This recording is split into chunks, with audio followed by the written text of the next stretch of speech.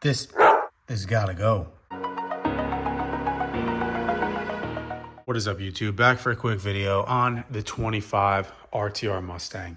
So we got a fresh set of wheels put on this John, and when they had swapped the weights, this was all the sticky that was left from the original weights.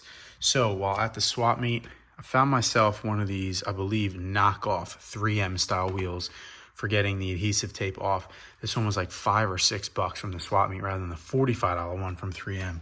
So we're gonna see if this is gonna make it easy to get this right off. So let's try it out.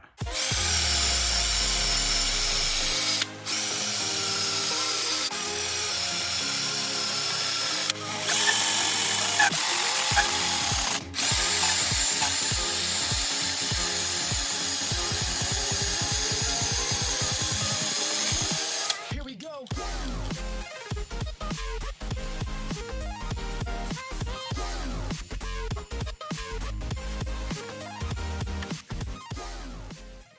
All right, guys, and there you have it.